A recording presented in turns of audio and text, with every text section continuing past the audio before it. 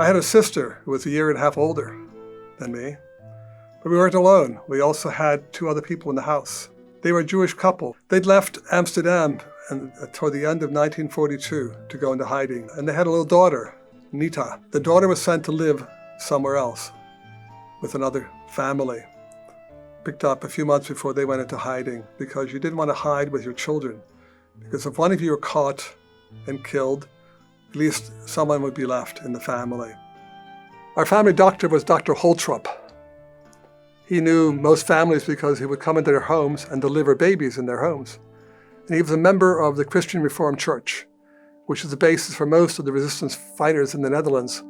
This organization arranged for people to develop identity cards which are false and facilitate finding families for them. And half of those people were caught and killed. Holtrup came to our home and talked to my parents about the possibility of doing that.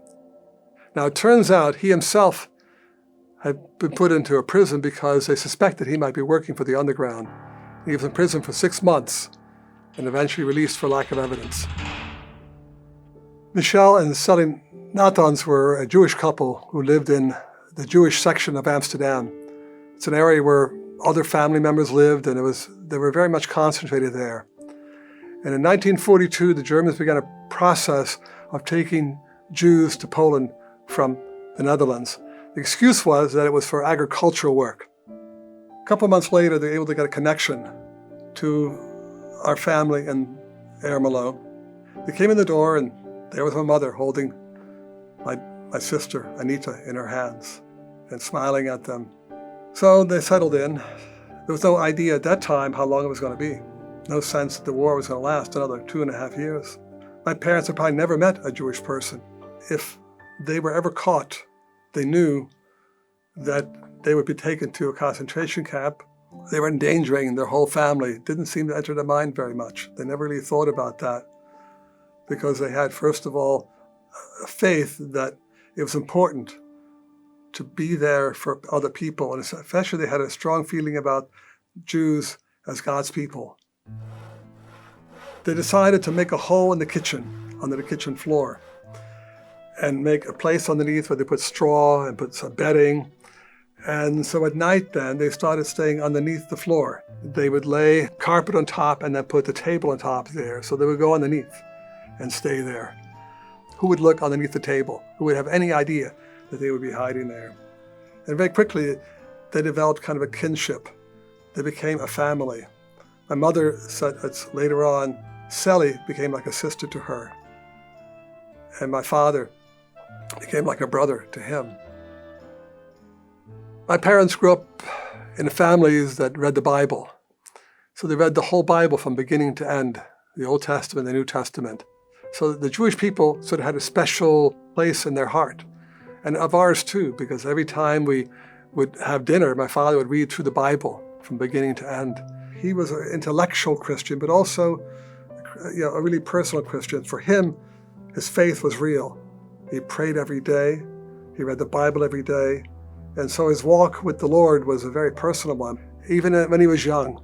And so it sure was a major motivation for him throughout his life and for his concern for others, because after they came to America, they had a nursing home where they took care of people and took special care of them. It was high quality because the concern they showed for the Jewish people, they showed to people in general all through their life. They had been there for about a year, and my father tried to stay in touch with Nita and the family. So he would take periodic trips on the train to visit her to find out about what was going on.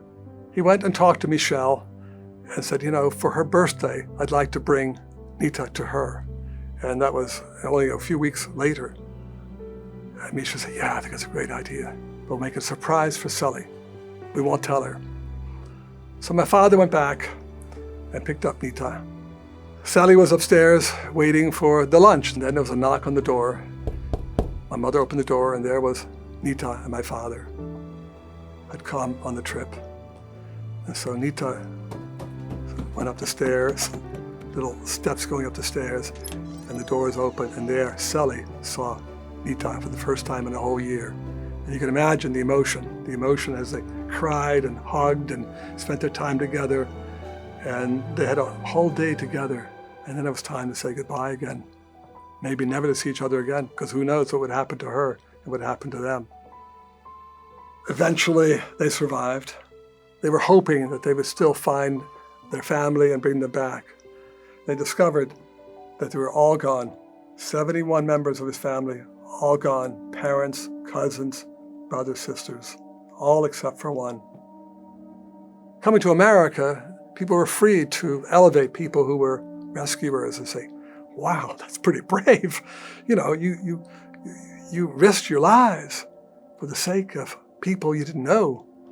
That was pretty amazing that my father and mother did that. When I was born, I was given the name of Paul, which was a tradition in our family to name your firstborn after the grandfather and the great-grandfather. So for many generations, the first son was named Paul. So I was the first son. I was named Paulus. I was pretty important. I was important to the lineage because I was going to carry the name of my family on. They were willing to sacrifice me, their son, their Paulus, for the sake of this Jewish couple. There's no way they were going to let them go, even though they were going to trade 4 of us for 2 of them. That didn't make any sense from any kind of logical, evolutionary perspective, right? Why would you do that? Why they did this? Why would they lay down their life for someone else? Is a question that I've asked many times.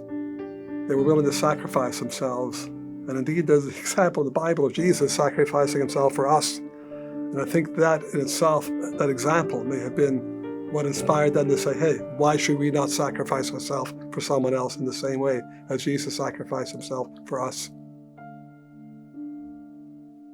And so at some point I started to realize I could have been killed. I was born and I could have died for them. And that was an important lesson for some little kid, some teenager to learn. And probably led me to go into psychology to try to figure out things like that. In a PhD program, you really don't have a whole lot of control, except I was allowed to investigate what I liked. So I started to study people. It's an interesting question as to why people do bad things. And as I became a psychologist and grew up, I said, why in the world haven't we learned our lessons from the Holocaust? Why are we still fighting, still having all these conflicts, still having massacres? Psychology has dealt with that, but hasn't solved the problem. The only solution is really the way of Jesus, of lifting people up above ourselves. Only then, I think, will we as a people in the world come to peace with one another. It's an amazing thing how people so quickly can change from one personality or one characteristic to the other. They can easily push one way or the other. So unless you have a strong foundation, a really strong foundation, a strong faith, it's easy to be pushed one way or the other. We can rationalize, well, yes, but well, we have orders we have to follow. Or these people, well, yeah, they're the kind of people we get them out of the way. It's not about relativism, not about, well, let me see what's the best answer, what works. It's about what's right, what the truth is. And I think there is a truth. And the truth, for me, is Jesus Christ. My name is Professor Paul Paulus, and I am one for Israel.